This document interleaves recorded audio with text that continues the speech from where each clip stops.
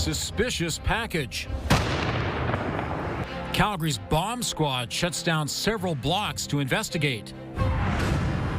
Coming back to Canada. It's the broader issues with the U.S. federal government, the militarization of their cities. Canadians unloading their homes in the U.S. What a night. And jazz singer Holly Cole on the song that changed her life. CTV Calgary, local breaking news with Ian White.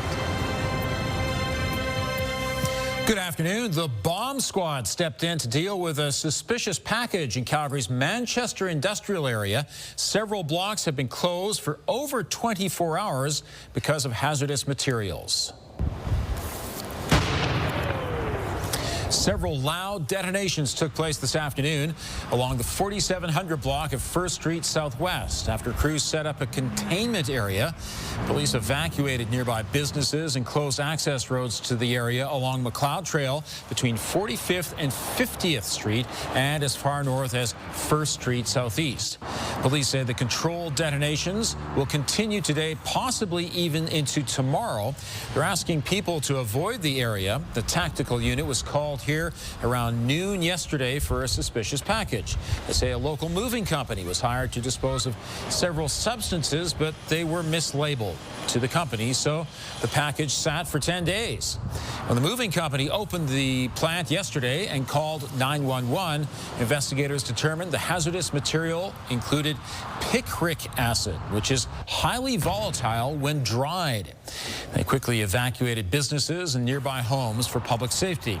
They say the acid is too dangerous to move, so they created a large dirt barrier on the road and expanded the evacuation zone to destroy the substances on site. Police say this is now a criminal investigation.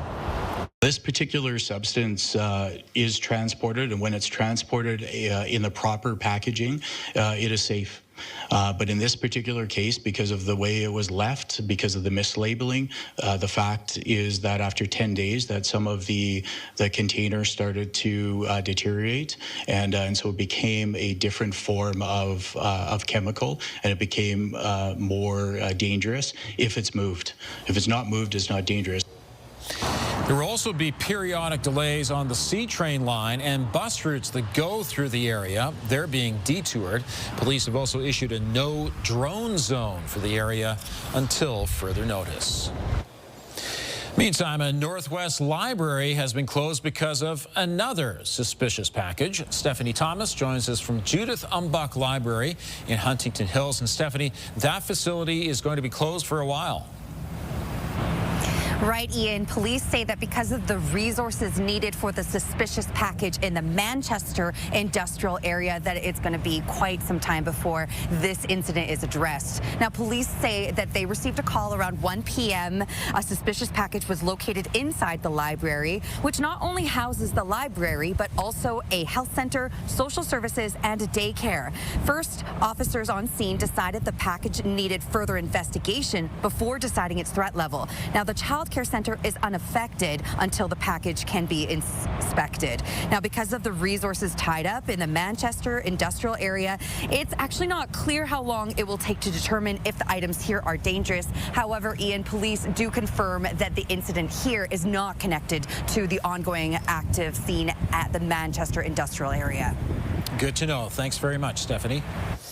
2 people are missing after their canoe capsized on Upper Kananaskis Lake in Peter Lougheed Provincial Park. It happened around 4 p.m. Tuesday. RCMP say 4 adults were in a canoe when it capsized. Nearby boaters and paddleboarders raced to the rescue and managed to retrieve a man and a woman. Another man and woman remain missing. Emergency crews are still at the scene searching. The hot weather continues for Calgary and will remain that way for the rest of the week. At Shaganappy Golf Course today, the hot conditions had lots of golfers opting for a cart.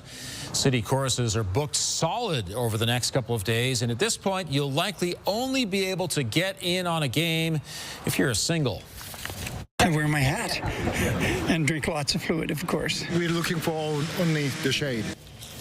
People who are spending time outside should be monitoring for symptoms of heat stroke or heat exhaustion, such as high body temperature, lack of sweat, and confusion. And anytime you use the excuse that you need to use the golf cart, I like that. I'm okay. I love to use that excuse. It's the best part of golfing, and gives you, an excuse not to walk the whole time. Okay, let's talk about the forecast. Yes, it's hot. It will continue to be hot. We may notice a bit of a break from the excessive heat in the coming days, maybe Saturday, but I think what you need to mentally prep yourself for is every day until Monday will be on this very hot side of things. 29 degrees is the temperature right now at the airport in the city. Right now we have gusts around 33 kilometers per hour. That does help things feel a little more reasonable. And we're looking at gusts up to 50 kilometers possible throughout the next few hours. That will die down in the overnight hours. But check out tomorrow morning at 8 a.m. It will already be 18 degrees and you're looking at a high of 29. It will be a little breezy tomorrow afternoon. You may notice some clouds creep in later in the day. But yes, it's another hot one for tomorrow. That's your 24-hour forecast brought to you by 5th Avenue Volkswagen, where you can win your ride. See dealer for details or visit 5thavvw.com. Thanks, Danielle. A new survey shows most Canadians who own a home in the U.S. are looking to sell. The report from Royal LePage shows 54% of Canadians who own American property are planning on selling in the next year. Of those, 62% say it's due to political reasons, while 33% say it's for financial or personal reasons. It's estimated about 750,000 Canadians own property in the United States. Americans themselves are lovely people and a lot like Canadians, and in the communities these people live, there isn't the issue. It's the broader issues with the U.S. federal government, the militarization of their cities. Of the Canadians who have sold U.S. property or intend to sell, the survey found about a third of them plan to reinvest that capital into Canada. Royal LePage says that could mean more buyers for cabins and other recreational properties here. The City of Calgary has put out the call for election workers. The portal is open today for people who want to work on this fall's municipal election. This year, the city will need 4,500 workers. That's nearly 1,000 more than last time. The province has banned the use of electronic tabulating machines, which means all ballots need to be hand counted. Election workers must be eligible to work in Canada, at least 16 years old, and available for a training session in September or October. They also have to be available to work advanced polls and on election day. Biologists from a number of agencies have teamed up to study the fish population in Fish Creek. The work started in Fish Creek Provincial Park, where the creek meets the Bow River.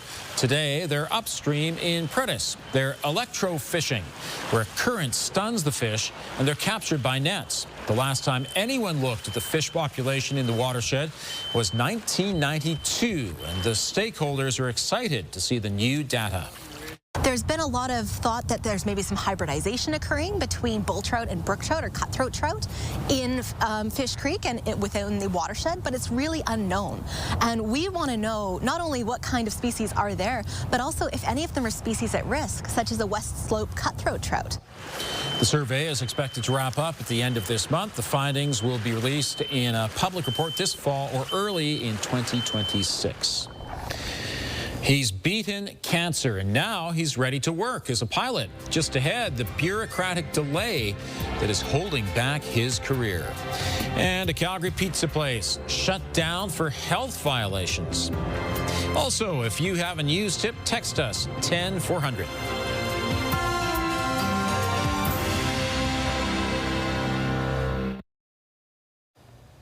A Calgary pilot who beat cancer has been cleared by doctors to fly, but he remains grounded because of Transport Canada delays.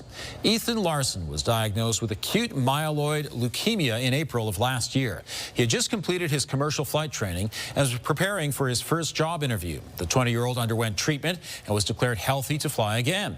In December of last year, Larson applied to have his Transport Canada aviation medical reinstated. 8 months later, he still hasn't heard back. Transport Canada reviews 60,000 medical applications a year and says about a quarter are complex cases that require extra scrutiny. Transport Canada hasn't been able to give me an exact timeline on when I can expect my medical back. It could be years, it could be months. They've just kind of left me in the dark, and they told me that if I keep contacting them, it will delay the process even more. I had companies calling me, and they were asking when I can come back, and I just had to keep telling them that I'm stuck on the ground right now until Transport Canada issues me my medical. I'm ready to go right now. The Airline Pilots Association is calling on Ottawa to fund more full-time medical staff for Transport Canada, warning that backlogs are grounding pilots unnecessarily. A Calgary-bound flight brought the Edmonton airport to a standstill last night. Shortly before 7, the Air Canada flight to Calgary had to return to Edmonton. There was a mechanical issue with its nose gear. The aircraft blocked the runway for several hours before it could be towed away. Construction on the airport's second runway meant no planes could land or take off for just over 2 hours. 22 flights were canceled, 10 delayed, 5 diverted. Quite an issue at the airport there. In terms of aviation in Calgary, visibility, no problem because there's just so much blue sky. And some people are saying, who wants to take off when we have Hawaii weather right here? Oh, it's hot. Yes, we have some summer heat, everybody. I'm sure you have felt that, and you're wondering how long is this going to last? Well, it will last all of this week, and then we'll notice a bit of a difference next week. Some more reasonable heat for, well, parts of next week anyway. So we do have the heat warning in place. Calgary included in this, Lomond, down in Champion, Empress Brooks. But basically it's hot overall. So the criteria is a little different for the far south, which is why there's no heat warning there, but it's actually hotter in this area compared to anywhere else. So I'll show you the current temperatures at this point. 31 in Lethbridge, 32 in Medicine Hat and Brooks, 33 in Drumheller, and 29 in Calgary. So as you can see, there's a different warning criteria for the heat warning. So basically, what you just need to look at, it's hot everywhere. It will continue to be hot everywhere for this week. For the far, far south, they may see a bit of a cooling trend by about 2 or 3 degrees, so they'll be just below 30 in the next couple of days. Calgary will remain pretty much where we are for the next little bit. Okay, you can see some instability once again building into the mountains, but it's so stable here that this won't really be able to intensify or track off to the east, so it will not make it over to the QE2 or Calgary or Highway 2 or anything like that. But on Friday, it's a bit of a different story. We may get a little bit of instability in the city. There is a big stateside system. We have high pressure here that's going to keep most of this contained to the south, but we're going to see some of it push in. And we're going to get some instability from that on Friday, and we'll certainly get some clouds from this tomorrow in many communities. Now, for us here in Calgary, we're not going to see that until really later in the day tomorrow with regards to the cloud cover. I'll advance this. You can see that instability in the foothills that's happening out there right now. That's really going to die out by about 9 p.m., and then it's gone. So we'll get a couple cloudy periods later in the day in Calgary, but you can see it'll start earlier in the far south. And then let's track into Friday here. And by Friday, we have sunshine for Calgary in the morning. And then by about 3 in the afternoon, we get into the chance of showers and non-severe thunderstorms and clouds as well. So Friday is a bit of a different day, but it shouldn't be severe, and it should be fairly short-lived as well if we get it at all. So 29 degrees is our high for Thursday, sunshine in the morning, and then the clouds moving in the afternoon hours, especially those late afternoon hours and closer to supper time. 29 degrees for Friday. We'll have some sunshine, we'll have some cloudy periods, and then in the afternoon, there is a small chance of a sprinkle. Saturday, sunshine, 26. That will be the coolest day of the next 5 because we bump back to the high 20s for Sunday and Monday. So basically the rest of that long weekend.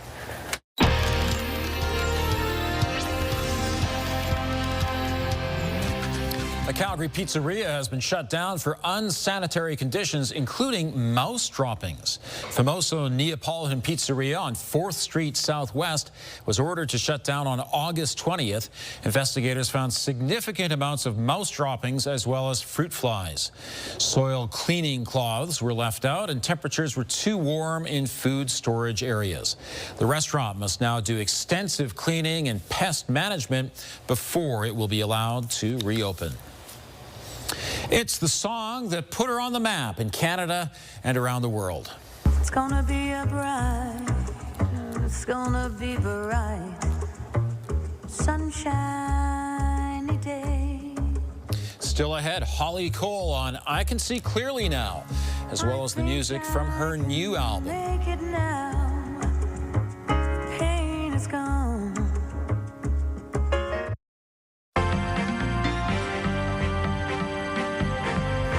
Two more Canadian banks reveal their earnings. Joining me is Dave Popowich, portfolio manager with the Popowich Carmeli Advisory Group. Good afternoon, Dave. And some impressive numbers at the Royal Bank.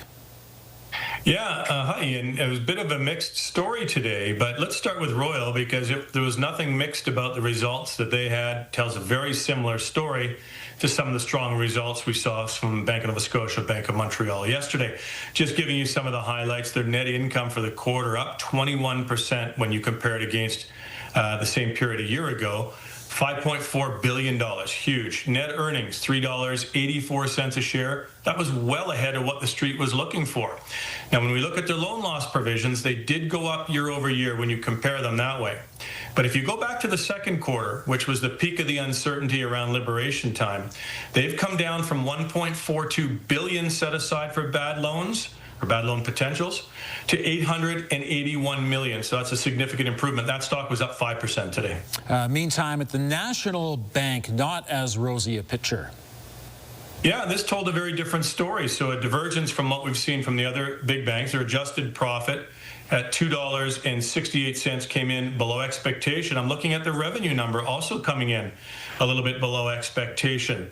The company did announce a share buyback plan, up to 2% of their outstanding float they could be buying back, but their non-interest expenses also up 5.5%. That was more than expected. So this bank told a little different story, and the stock, because of that, under pressure, down a little more than 3% today. And investors kept an eye on what's happening with NVIDIA, too.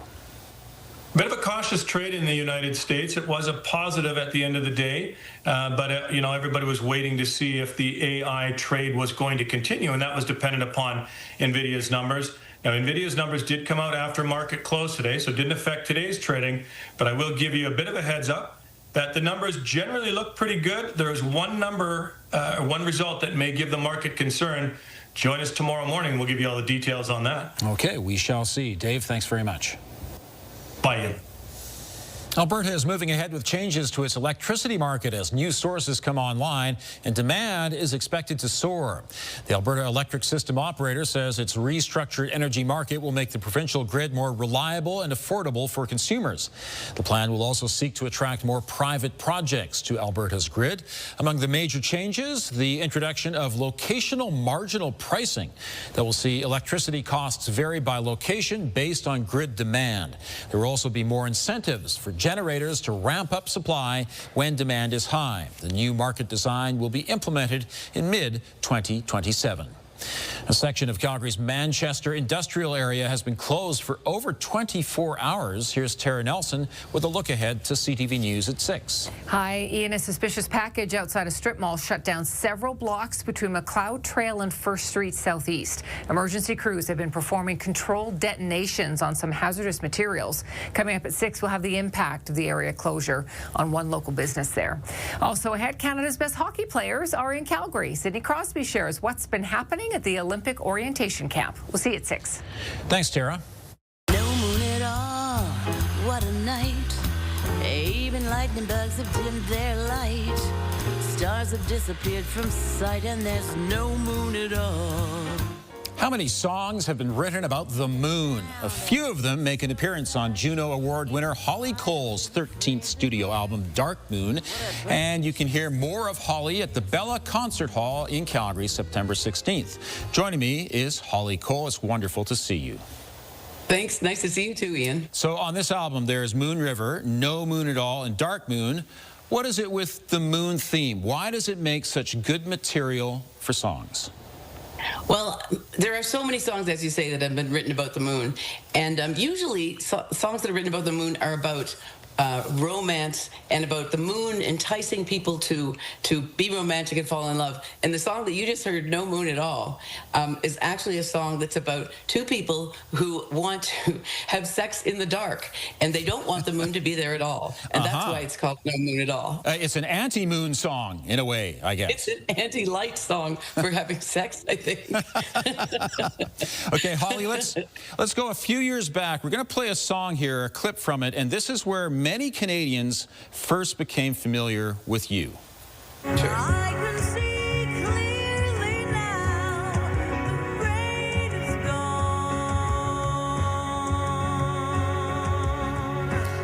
I still love that song. It's just so wonderful. How did that song change your life? Well, it was a big hit. You know, that's the way it changed my life. It was a big hit here, and it was a big hit elsewhere, and it meant that my career advanced a whole lot. And that video that you're watching is we went to Costa Rica to film, and it was a wild, crazy event filming that we went in almost inside a volcano. I went into hot springs. There's clips of me in there where I'm so flushed I can't even remember the words, and I when I'm lip syncing. To see my extended interview with Holly Cole, visit ctvnews.ca/Calgary. There are more hot days ahead all the way through the long weekend. Right now in Calgary, 29 degrees. Danielle has details coming up. The long weekend is already looking quite nice. Last one of the summer. That's right. And it's going to feel like summer. It's going to be hot. Okay, 29 degrees, current temperature. Today's daytime high. Normal is 21, so we're well above normal. We'll be above normal for the next 5 days, as you can see here. Small chance of a little shower or non-severe thunderstorm Friday afternoon. Outside of that, for your long weekend, lots of sunshine, and temperatures will build back into those high 20s for Sunday and for Labor Day Monday as well, with a high of 27 by then. Ian. Thanks, Danielle. How many characters can one actor portray in a single play? We don't know the record, but a show coming to Calgary has an impressive count. I gotta tell you an exact science. It goes like this. Step 1, get everyone's attention.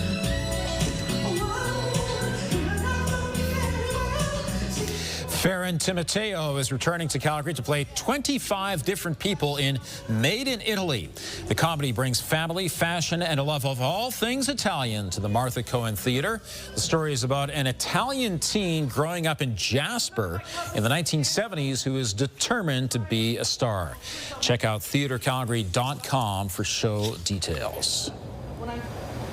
Thanks for joining us. Now here's the early edition of the CTV National News.